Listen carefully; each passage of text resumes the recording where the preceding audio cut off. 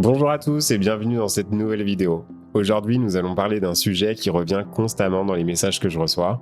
Comment écrire une bonne lettre pour contacter une loge maçonnique. Pour beaucoup de profanes, c'est le tout premier pas et c'est aussi l'un des plus intimidants. On a peur d'écrire quelque chose de faux, on a peur de paraître ridicule, on a peur de ne pas avoir le bon style, on a peur de trop en dire ou au contraire de ne pas en dire assez. La vérité, c'est que la plupart de ces peurs sont inutiles. Une bonne lettre est beaucoup plus simple que ce que l'on croit. Si vous appréciez ce type de contenu sérieux et respectueux autour de la franc-maçonnerie, n'oubliez pas de liker et de vous abonner. Un petit geste pour vous, mais un soutien immense pour moi. On commence. La première chose à comprendre, c'est qu'une lettre de première prise de contact n'est pas un examen. Personne ne va analyser votre style d'écriture, ni votre orthographe dans le moindre détail, ni votre capacité à écrire comme un philosophe. Ce n'est pas une dissertation, ce n'est pas un concours, ce n'est pas un test d'intelligence. C'est simplement une manière de dire « voilà qui je suis et voici pourquoi je vous écris ». Et cela suffit largement. Il n'y a pas besoin de citer des auteurs célèbres, il n'y a pas besoin de faire des phrases compliquées, il n'y a pas besoin d'employer un vocabulaire ésotérique ou spirituel pour impressionner. Bien au contraire, la simplicité est un signe de maturité. Une lettre simple, claire, humaine et honnête vaut infiniment plus qu'une lettre brillante mais artificielle. Alors pourquoi cette lettre est importante ? La lettre n'est pas là pour vous juger, elle n'est pas là pour vous classer, elle n'est pas là pour déterminer si vous êtes digne ou non. Elle sert à une seule chose, créer un premier lien humain. Elle permet de comprendre d'où vous venez, simplement, ce que vous cherchez, comment vous vous présentez et si votre démarche est stable et réfléchie. C'est tout. Elle sert aussi parfois à orienter votre contact vers une loge proche de chez vous, ou vers une loge dont le style correspond plus à votre sensibilité. Il n'y a aucune épreuve cachée, rien de secret, rien de rituel, juste un premier pas. Voici maintenant la structure la plus simple et la plus efficace pour écrire une lettre claire et respectueuse. Première partie, qui vous êtes ? Quelques lignes suffisent. Exemple de ce que l'on peut dire sans entrer dans le détail. Votre âge, votre situation familiale générale, votre parcours professionnel ou d'études, et votre région ou votre ville. Il ne s'agit pas de raconter votre vie, juste de présenter le cadre. Deuxième partie, pourquoi la franc-maçonnerie vous intéresse ? C'est le cœur de la lettre. C'est souvent ici que les profanes paniquent. Une bonne motivation n'a pas besoin d'être spectaculaire. Vous pouvez dire que vous cherchez un cadre, que vous êtes en quête de sens, que vous souhaitez progresser intérieurement, que vous aimez travailler sur vous-même ou encore que vous cherchez un espace de réflexion. Rien de plus. Ce qui compte, ce n'est pas la beauté des mots, c'est la sincérité de votre message. Troisième partie, expliquez ce que vous attendez du chemin. Beaucoup pensent qu'il faut expliquer ce qu'on veut apprendre ou ce qu'on souhaite faire. Mais en réalité, la réponse la plus simple reste la meilleure. Vous pouvez dire que vous voulez avancer personnellement, ou que vous cherchez un cadre pour mûrir, que vous souhaitez mieux vous comprendre, ou encore que vous cherchez un espace de réflexion et de travail sur soi. C'est tout. Il ne s'agit pas de décrire un programme, ni de prévoir le futur. Juste d'exprimer ce que vous espérez trouver pour vous-même. Et enfin, la quatrième partie, votre disponibilité et votre sincérité. Pour terminer la lettre, une phrase simple suffit. Je vous remercie de l'attention portée à ma démarche, je reste disponible pour un échange si vous le souhaitez.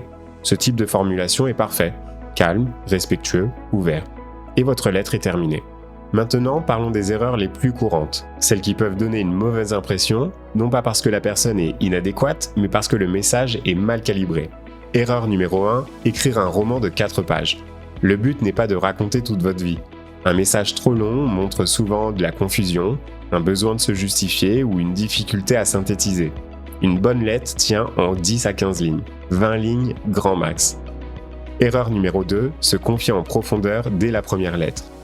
Beaucoup écrivent des choses très personnelles, trop personnelles.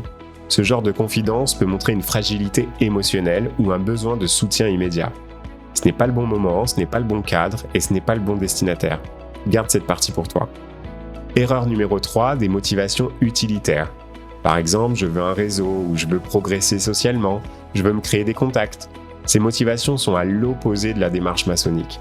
Même si la personne est sincère, cela montre une mauvaise compréhension du chemin.